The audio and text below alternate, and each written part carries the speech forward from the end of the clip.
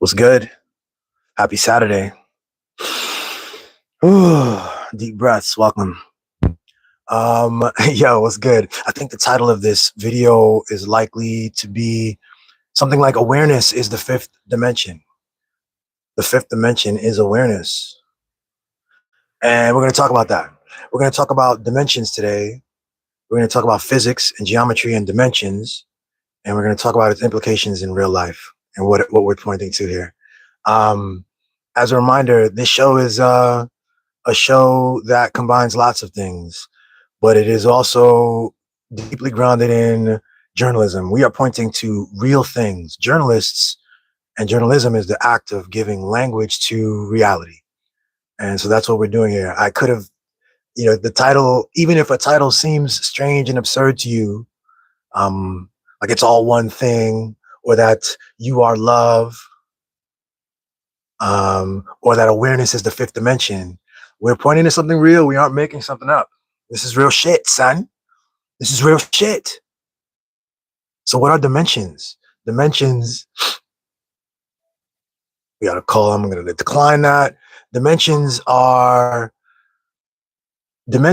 concepts. Dimensions are concepts that help us point to reality. We've said that reality exists. Reality exists first. It exists beyond words, before words, that it's all one thing, that it's all connected, and that it's a brilliant tapestry of phenomena and experience and consciousness and energy. And these are words that I'm giving to something that exists beyond words.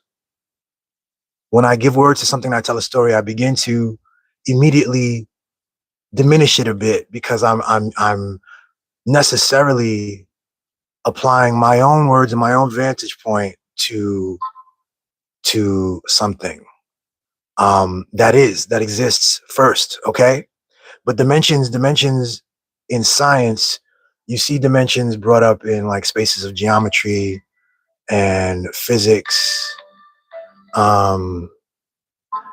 and dimensions intend to describe the independent directions or degrees of freedom needed to specify a phenomenon. Okay, there's a phenomenon that's occurring. There's something in the world, and dimensions describe the independent directions or degrees necessary. Okay, the degrees of freedom necessary to specify and articulate a location or a state of being, a state of an event, of a phenomenon. And so, we have 1D objects. Okay, there's a 1D object. The way geometry thinks about 1D objects, the way we talk about 1D objects, it's a line. It's a series of points, right? It exists. It only has one dimension, length. Okay, and as you can see, this is a piece of paper. It actually does have some thickness to it, but we are, for this purposes, especially from this angle, we're going to talk about it and describe it as a one-dimensional object. Okay, and this line is really a series of points along the line. Okay, 2D objects are simple. They're just like 1D objects, but they add another layer of complexity. Each time you come up this bar, each time you come up to a higher dimension, you add complexity, you add more points, right? When this was a 1D object, you could say maybe you could have separated it into, I don't know, 10 points if you want to, right? Now we've added another dimension. This is a 2D object. It has length and width, length and width, we'll go with that. And it has multiple points. So if the other thing up here, the line had 10 points, now you have to extend that down, maybe 6 points down. And so this might have 60 points in it. It is more complex. It has length and width. It exists on two planes. It takes two dimensions to describe. You need two dimensions of freedom to describe and specify this thing, this plane, what it is and where it is, the state of what it is. Okay. All right. And I want to point out something, that even a 2D object, right? This 2D object like this, from a certain perspective, You can hold it and look at it from a certain perspective. You can speak about it in a certain way. It can be expressed and described. It can even be experienced in as a 1D object. It is a 2D object, but it can be expressed, described, and experienced as a 1D object. Okay, it's gonna be tough for me to do with this piece of paper, but we can make it flat again and make it a line again. All right. Now, who would describe the 2D object as a 1D object? Will it be a person who's maybe not complex enough to understand and view it as a 2D object? Someone who's not prepared to look at it in the proper way. They look at it in only one specific way, and that's all they have is this one-dimensional description of it from their vantage point. That might be why they would talk about it in a one-dimensional way, even though it's a two-dimensional object. Well, let's jump up to the 3D. 3D objects are like you and me. It includes depth. It includes depth. I am not just length and width. I also have depth. I go this way. You can see the massive manly chest that I have and shoulders, and there is depth to me. I'm not like a piece of paper in that way. Now, you can experience me in a two-dimensional way. If you're looking at this on a screen or on a TV, you can experience me on a flat condition, right? I can demonstrate my depth by turning, but if I stayed stagnant, stayed still, you could experience me in a two-dimensional way, even though I'm a three-dimensional object. If I was a still picture, if it was just a still image of me, you could experience me in a two-dimensional way. Okay. Let's jump now. Let's actually stay on 3D for a second, because I want to talk about well, no, we'll go into the fourth dimension here. The fourth dimension is, in physics, people talk about the fourth dimension. They're using often the language and the approach of like Einstein kind of solidified a lot of this. Okay, time adds a dimension to this. So again, we're looking at phenomena in the real world, and we realize that like while simple things like paper, simple objects can exist they exist fully in a two-dimensional space. More complex objects exist in a three-dimensional space, like this vase exists in a three-dimensional space, and it will be that. It'll be fairly consistent, right? But so I, as a three-dimensional object, I'm not just a three-dimensional object. I also exist in the fourth dimension because I exist through time. I exist now. I existed yesterday. I was 5 years old once, about 35 years ago. Or more than that, 38 years ago, I was 5 years old. It was a different version of me. You could talk about me right now as a three-dimensional. You could talk about my spatial positioning. And if you did that, if you talked about me only in my spatial positioning or in my height and weight and width and shit, you'd be talking about me as an object. The time component adds another layer of complexity to me as a phenomenon, right? Think about that. Again, we're talking about, we're not just using words, whatever here.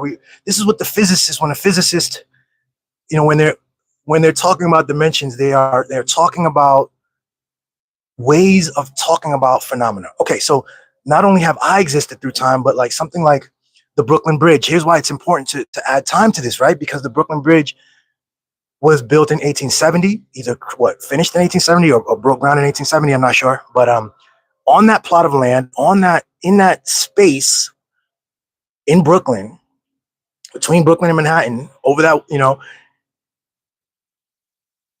before 1870, what was that, right? It wasn't the Brooklyn Bridge. It was empty space. It was something else. The time is another phenomena. If you're talking about me, you can talk about me in the moment, about who I am and how I feel in this moment. Man, I'm different than I was simply just a couple weeks ago. I'm different than I was months ago and years ago. Phenomena changes. Reality, you can't talk about certain phenomena without including time. You can talk about lots of things, especially objects, simple things. You can talk about them in 1 to 3 dimensions. At some point, when you're talking about a much more complex phenomena, you have to include time to give a full rendering, to have a full comprehensive discourse, to give full language about what it is. Not just, I'm a complex being, but I'm talking about even like a plant, man. I'm growing some sunflowers and some weed, and like, that plant is different now than it was when I first planted it a month ago. The size, definitely the length, the width, the depth of it. It's a thicker plant for sure. And it's growing. It's now getting the orange and yellow flowers on the top. It's getting the buds. You know what I'm saying? And so that's the fourth dimension. That's the fourth dimension, particularly in physics. There are other, like, again, we're talking about these dimensions. These are words, these are labels that we are attempting to give to phenomena in reality. And if you're talking about it from a baseline of like physics, they want to intentionally be strict with their descriptions, you know. And so what I'm pointing to here is that there are other ways to talk about the fourth dimension.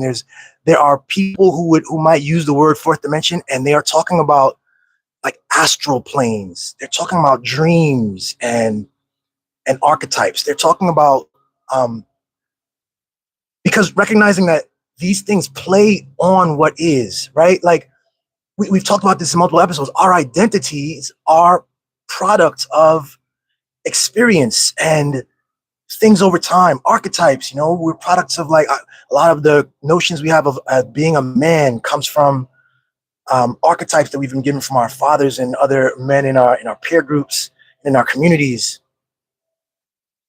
It speaks to a higher um, potential.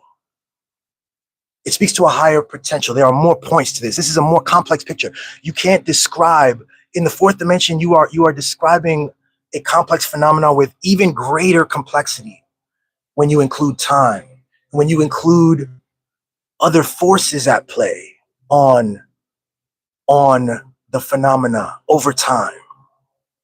Okay, okay. I'm gonna have to watch this a few times, but it's bars.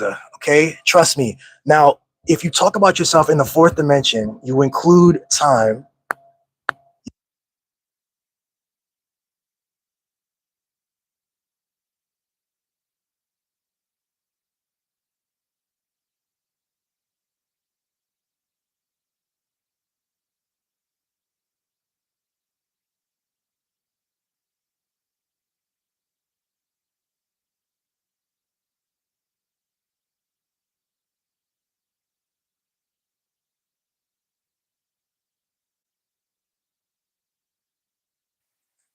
Oh man, my wife came out and told me I turned the sound off on my mic. Thanks, baby.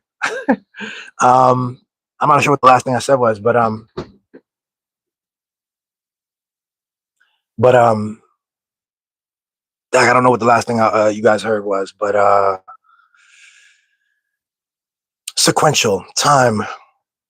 Speaking about yourself as a fourth dimensional being engages with your capacity for change over time.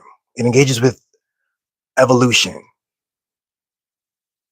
Again, we're trying to point to things in reality. We're trying to give language to things in reality. And some things require the dimension of time to give an accurate description. A failure to talk about the evolution of the thing is not, it pulls you further from the truth. You know, a piece of paper, maybe not so much, not necessary. Even though there is there's a time component to this. It's like I could burn this paper right now and or rip it up, and it would be different than it is. The fifth dimension is awareness. The fifth dimension is potential. The fifth dimension, even in physics, is where physicists, people at the cutting edge of physics discourse, particularly dealing with quantum fields and things like this. But the fifth dimension is the multiverse. The fifth dimension is awareness. The fifth dimension deals with connections, not just separate objects and not just separate consciousnesses and objects in space evolving over time separately. The fifth dimension connects all of these things. It is aware of the connections between your neighbor and yourself. It understands and engages with all of it. Again, and when I did that thing before, when I talked about how the 2D space could think of itself as 1D and engage with itself as 1D, this is here too. The fifth dimension is awareness of self. It is like again a you are. It's all one thing. These are words we're applying to this thing. Even these tiers of 5D. Well, everything is actually a five. This is all one thing. It's actually powerfully, marvelously 5D in all of it. But that we can talk about things, we can split things off, and we can talk about things narrowly and not engage with the full complexity.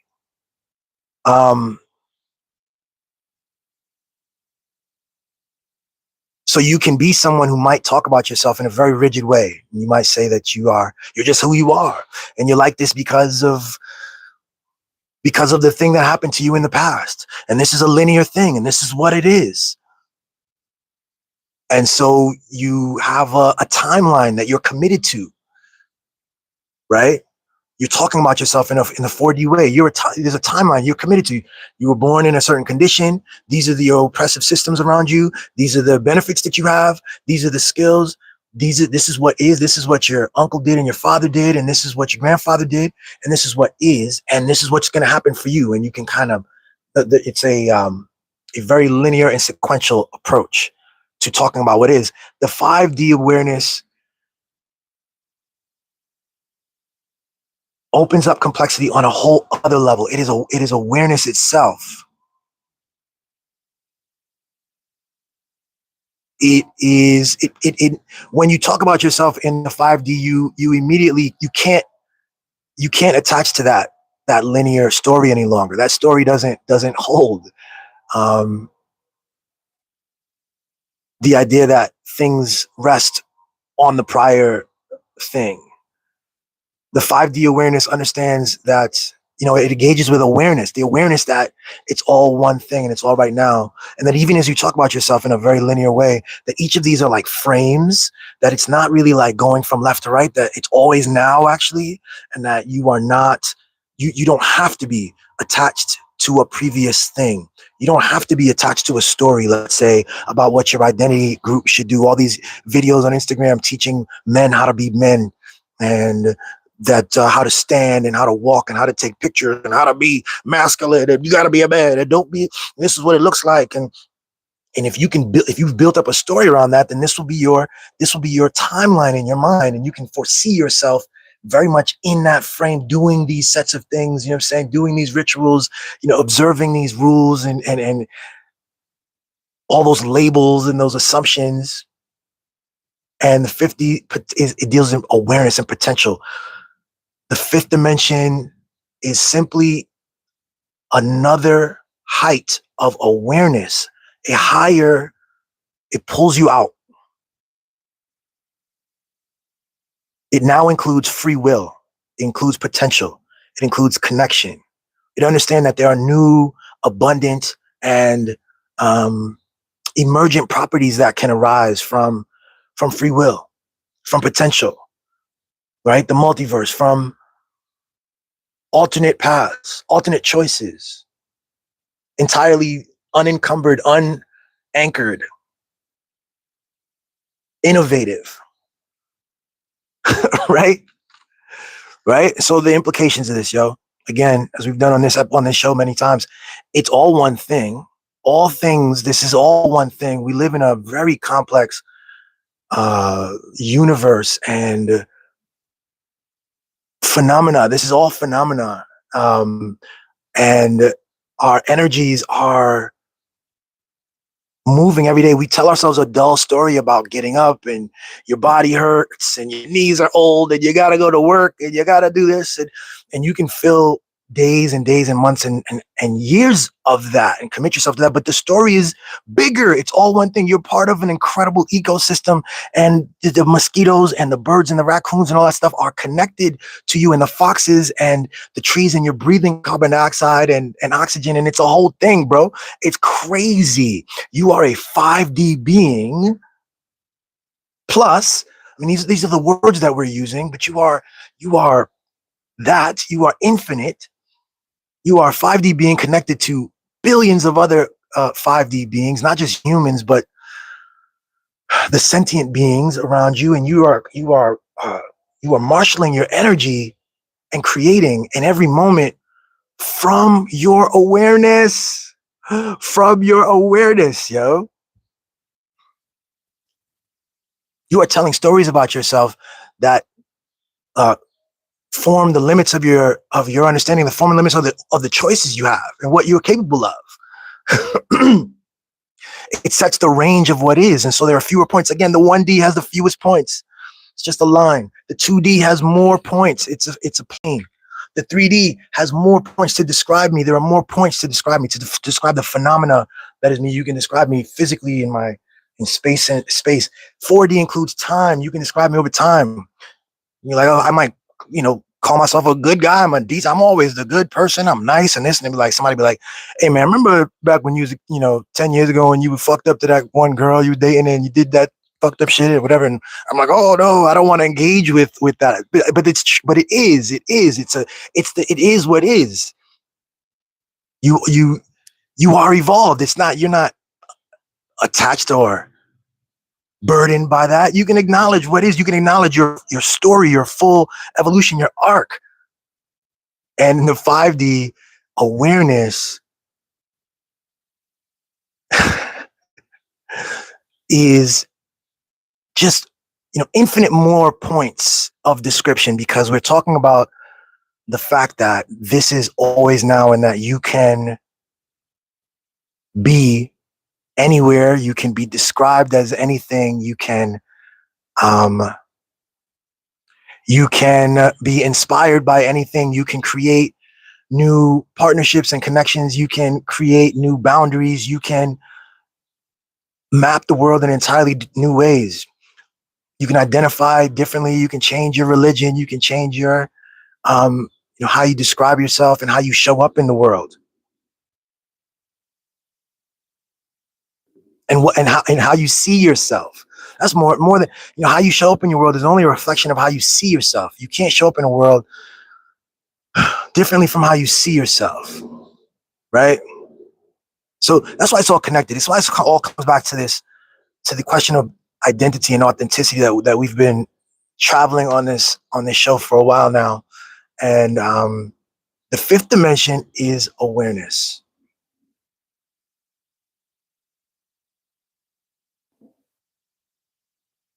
And it's all one thing. You are one with the divine.